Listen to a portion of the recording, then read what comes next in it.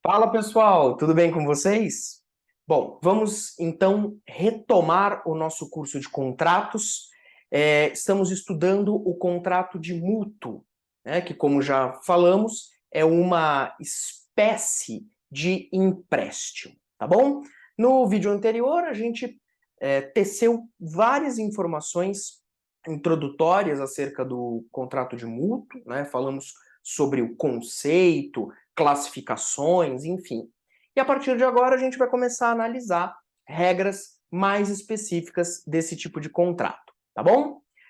Vamos iniciando o nosso compartilhamento. Pronto. Nesse tópico, nós vamos falar sobre o mútuo feito a menor de idade. Então, esse tópico se destina a estudar aquela situação em que o mutuário, ou seja, a pessoa que pegou o empréstimo, é um menor de idade. Como que isso vai... quais são as consequências jurídicas de um mútuo feito a menor de idade? O artigo 588 começa dizendo: o mútuo feito à pessoa menor, sem prévia autorização daquele sob cuja guarda estiver, não pode ser reavido nem do mutuário, nem de seus fiadores. Opa! Então esse artigo aqui, o 588, ele traz para a gente a regra. Ele traz para a gente a regra. Quando eu tenho um mútuo feito a um menor, o artigo 588 diz: quem emprestou a coisa, vamos imaginar um dinheiro, né? Quem emprestou dinheiro ao menor não vai poder reaver esse dinheiro, nem do mutuário, ou seja, nem do menor, e nem de eventuais fiadores. Se, atenção, neste contrato não houve prévia autorização daquele sob cuja guarda o menor estiver. Então, por exemplo, o menor pegou um dinheiro emprestado e não teve autorização dos seus pais, por exemplo. Aplica-se a regra. Aplica-se a regra. Então, o menor pegou o dinheiro emprestado, não teve autorização dos pais, não teve autorização de quem estava com a sua guarda. Então, neste caso, o mutuante não vai poder reaver a coisa emprestada. No meu exemplo, não vai poder exigir o dinheiro de volta. Nem do mutuário, nem do menor e nem de eventuais fiadores. Agora, olha que interessante, né? Porque o artigo que nós acabamos de ler, ele não faz diferença entre o menor absolutamente incapaz do relativamente incapaz. Ele não diferencia. Olha só que ele fala: o mútuo feito à pessoa menor, ponto. Mútuo feito à pessoa menor. Mas ele não fala se esse menor ele é absolutamente incapaz ou relativamente incapaz.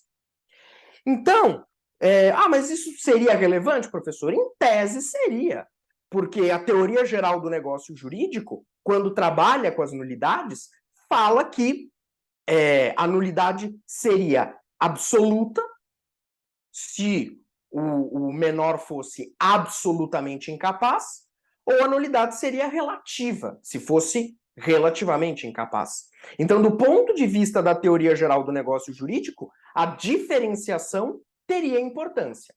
Mas, fato é que o artigo, o dispositivo, não entrou nessa diferenciação. Então, o que a doutrina fala? A doutrina diz que nós estamos diante de um caso de ineficácia do negócio. Nós não vamos aqui pelo caminho das nulidades. Nem teria como, né? Porque se eu não sei se a menoridade é absoluta ou relativa, eu não consigo identificar qual tipo de nulidade que acomete o negócio. Então, não dá para ir pelo caminho da teoria das nulidades. Então, eu vou pela ineficácia. Aqui o negócio é ineficaz. Então, eu vou ter uma obrigação natural. Ou seja, como assim, professor, obrigação natural? Perceba, a dívida existe, mas não há responsabilidade. O mútuo foi feito, então a dívida, ela existe, mas não há responsabilidade. Ou seja, o mutuante não vai ter como pegar a coisa de volta. Por sua vez, o mutuário não poderá ser obrigado a devolver a coisa. Então, é uma obrigação natural. A dívida existe, mas não há responsabilidade. Seria mais ou menos como uma dívida prescrita. A dívida até existe, mas como ela está prescrita, não há mais a responsabilidade. Não dá para você exigir, não dá para você cobrar uma dívida prescrita. Pois bem, então, se o mutuário, menor de idade, celebra o contrato sem autorização do seu representante, a coisa emprestada não pode ser reavida, nem do mutuário, ou seja, nem do menor, e nem de eventuais fiadores. Pô, professor, então o mutuante, ele vai ficar no prejuízo? Vai. Ele vai ficar no prejuízo. Agora, perceba, o que a lei quis com esse dispositivo, explica a doutrina, é impedir que jovens inexperientes sejam explorados, né? Explorados principalmente por agiotas. Então, aqui, na verdade, de certa forma, nós temos uma regra protetiva do menor de idade, ou pelo menos esse teria sido o espírito, a intenção do legislador. Não é uma norma que incentiva calote nem nada do gênero. Não. No fundo, é uma norma protetiva. Para evitar que, por exemplo, um agiota, se aproveitando da imaturidade, da inexperiência de um menor, faça um empréstimo para ele com juros exorbitantes, buscando lucros excessivos, né? Então o agiota chega para um rapaz de 15 anos de idade, oferece uma grana para ele, com juros lá nas alturas, o rapaz imaturo, inexperiente, faz o contrato. Bom? Bom, só que, como toda boa regra, nós temos exceções. Nós temos exceções. E essas exceções são aquelas do artigo 589. O artigo 589, ele diz mais ou menos assim: olha, nestes casos que eu vou elencar aqui, nessas hipóteses aqui, mesmo o contrato tendo uma irregularidade, tudo bem, existe uma irregularidade no contrato, porque ele foi celebrado por um menor sem a devida autorização do seu representante. Então, existe uma irregularidade no contrato, isso não se discute. Porém, nestas hipóteses aqui, eu, legislador, vou tornar o contrato eficaz. Mesmo com a irregularidade, se nós estivermos diante de uma dessas hipóteses, o contrato será eficaz. O que significa que, nesses casos, o mutuante poderá buscar o pagamento do empréstimo. Nesses casos que nós vamos ver, o mutuante poderá reaver a coisa emprestada. Não obstante, haver uma irregularidade. Muito bem. Vamos ver, então, quais são essas exceções, quais são essas hipóteses. Inciso 1. Se a pessoa de cuja autorização necessitava o mutuário para contrair o empréstimo, o ratificar posteriormente. Bom, essa primeira hipótese, ela é a mais fácil da gente entender. Ratificar significa confirmar. Então, imagina, o menor fez o contrato de mútuo. Não tinha autorização do representante. Tá? Então, o menor de 16 anos, por exemplo, fez um mútuo, pegou um dinheiro emprestado sem o pai e a mãe saber. Beleza. Quando os pais descobriram, eles vieram posteriormente e ratificaram o negócio, confirmaram o negócio. Nesse caso, é simples. Essa confirmação retira do contrato o vício que o contaminava. Então, aqui, a irregularidade é corrigida. Tudo bem? Ela é corrigida. Essa confirmação pode ser expressa ou tácita, e ela vai retroagir à data da celebração do contrato. Tudo bem? Bem simples. Então basta, eu vou procurar sempre usar exemplo com dinheiro, porque fica mais fácil da gente visualizar, até porque está mais próximo da realidade. Então, pensa num mútuo de dinheiro, o moleque foi lá com 16 anos de idade, pegou um dinheiro emprestado, sem o pai e a mãe saber. Só que aí, quando eles descobriram, eles vieram e confirmaram, ratificaram o negócio. Nesse caso, a irregularidade desaparece e o mutuante, claro, vai poder reaver aquilo que emprestou. Segundo caso, se o menor, estando ausente essa pessoa, ou seja, ausente o seu representante, se viu obrigado a contrair o empréstimo para os seus alimentos habituais. Então, aqui, alimentos habituais. Trata-se daquela situação em que o menor contraiu o empréstimo porque ele precisava dos alimentos. Ele precisava dos alimentos. E o seu representante estava ausente. Ele estava ausente. Então, nesse caso, o que vai acontecer? Imagina, o moleque com 16 anos de idade. O representante, sei lá, estava ausente, sumiu. E ele precisava de dinheiro. Precisava de dinheiro para comer, por exemplo. Foi lá e pegou um empréstimo de dinheiro para usar aquele dinheiro como alimento. Neste caso aqui, tudo bem. Há uma irregularidade? Há, mas o contrato será eficaz. E aí, o representante do menor é que vai ter que arcar com o pagamento desse valor. Beleza? Então, cuidado. Menor de idade, o representante estava ausente e o menor pegou o empréstimo para usar para os seus alimentos habituais. Não é para gastar com qualquer coisa, para alimentos habituais. Percebeu? Só que aqui, essa exceção do artigo 589, inciso 2, ela só vai poder ser aplicada quando eu tiver um mútuo gratuito. Então, essa exceção que a gente acabou de estudar só vale para os casos em que o mútuo for gratuito. Se eventualmente o mútuo for oneroso, eu não vou aplicar essa exceção do inciso 2.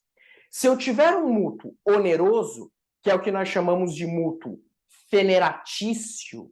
O que é o mútuo oneroso, professor? O que é o mútuo feneratício? É aquele mútuo com cobrança de juros.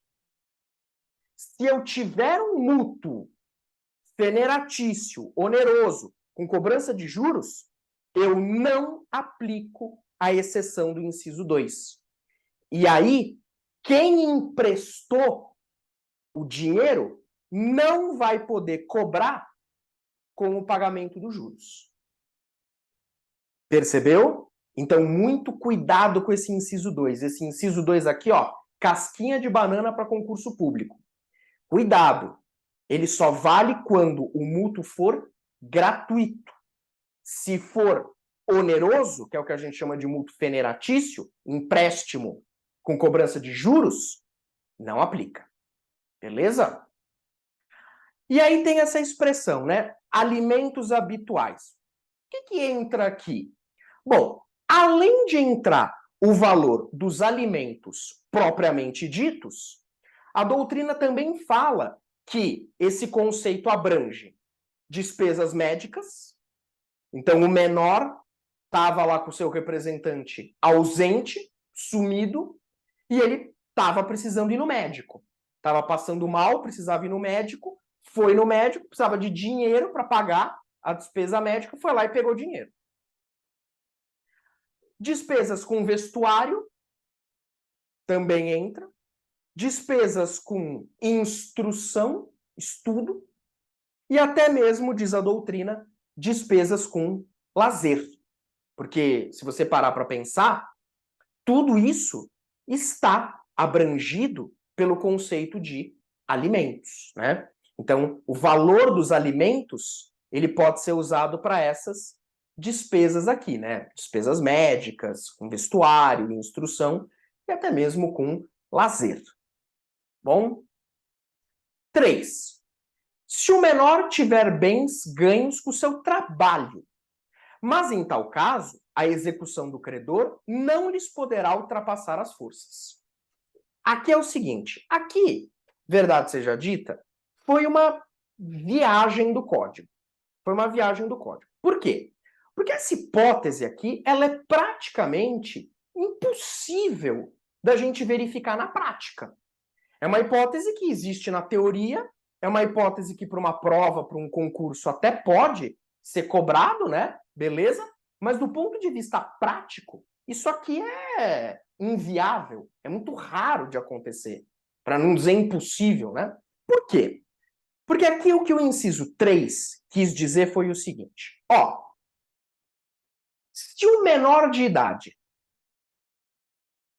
pega dinheiro emprestado, faz um mútuo, pega dinheiro emprestado, sem os representantes saberem. A regra é que não vai dar para cobrar esse mútuo.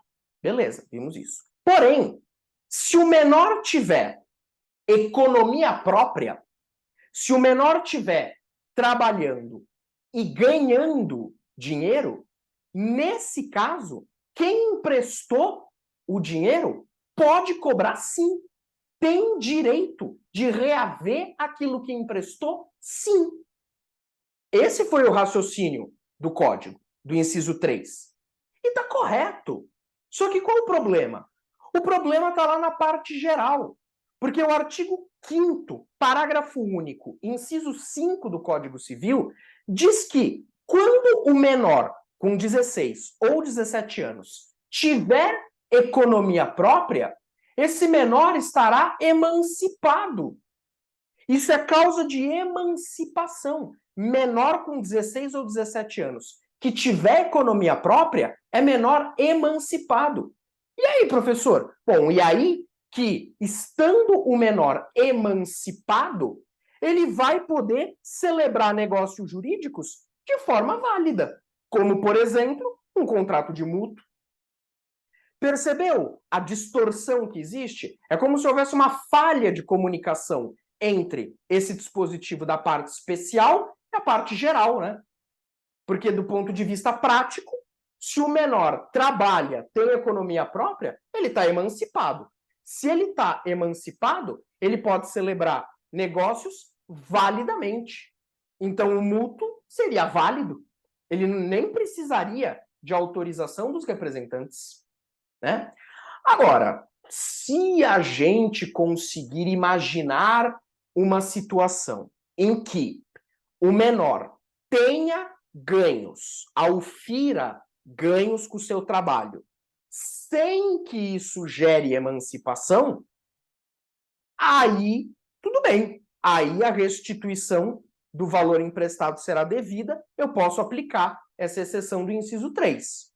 Mas, repito, do ponto de vista prático, é extremamente difícil isso acontecer.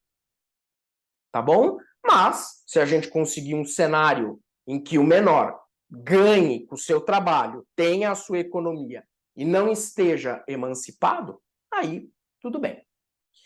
Só que o próprio código, ele pega e ele faz uma ressalva, dizendo que eventual patrimônio do menor fora dos limites dos bens decorrentes da sua força de trabalho não poderá ser afetado. Professor, eu não entendi. Eu não entendi. Ó, imagina o seguinte. Imagina um menor que está trabalhando, tem lá o dinheiro dele. Só que esse menor, ele acabou recebendo, por exemplo, um imóvel como doação. Então, o menor trabalha, tem os ganhos oriundos do trabalho dele e acabou recebendo de alguém um imóvel em doação. O que esse artigo, o que essa parte final do inciso está querendo dizer é que quando o mutuante for cobrar o valor devido, ele vai poder executar aqueles bens do menor que são oriundos do trabalho dele. Então, no meu exemplo, o imóvel que o menor ganhou em doação, esse está protegido. Esse é impenhorável. Está fora dos limites dos bens decorrentes da força de trabalho dele.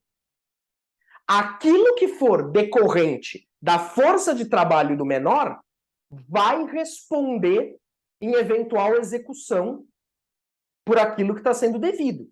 Então, o mutuante que está buscando o dinheiro de volta, se entrar com uma execução contra o sujeito lá, o menor, vai poder atingir o patrimônio do menor que seja oriundo do trabalho dele, mas não vai poder atingir patrimônio que esteja fora dessa força de trabalho, que tenha outra origem, como, por exemplo, né, o que eu citei, um imóvel recebido a título de doação.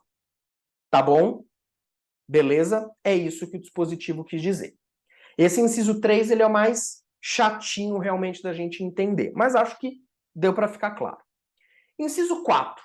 Se o empréstimo reverteu em benefício do menor. Tranquilo, né? Então, o mutuante que está buscando reaver o que emprestou, ele vai ter que provar que o empréstimo foi revertido em benefício do menor. Aí a prova que ele vai ter que fazer, vai ter que provar que aquele empréstimo se voltou em benefício do menor. Aí ele vai ter que provar isso. Se conseguir provar, vai poder reaver o que emprestou, vai poder reaver o valor emprestado. Trata-se aqui de proibir ou de evitar o enriquecimento sem causa, né? O espírito do inciso 4 é esse, evitar o enriquecimento sem causa. Beleza? Inciso 5, que é a última hipótese, se o menor obteve o empréstimo maliciosamente. Então, aqui, o menor, ele usou aí de malícia, do engodo, de uma má-fé para obter o empréstimo. Só que, atenção, essa exceção do inciso 5 só vale para o menor relativamente incapaz. Percebeu? Então, essa exceção eu só aplico para o menor relativamente incapaz, 16 ou 17 anos. E é interessante a gente verificar que esse inciso 5, ele dialoga em total sintonia com o artigo 180, que está lá na parte geral do código, que diz assim, ó, o menor entre 16 e 18 anos, na verdade, é 16 ou 17, porque 18 anos já é maior.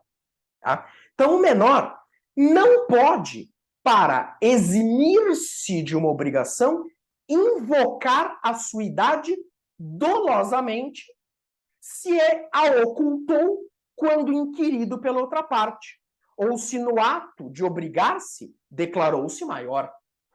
Então, o cara tem 17 anos. O cara tem 17 anos. Mas tem 17 anos, mas olhando assim, você não consegue identificar a olho se ele tem 17 ou 18.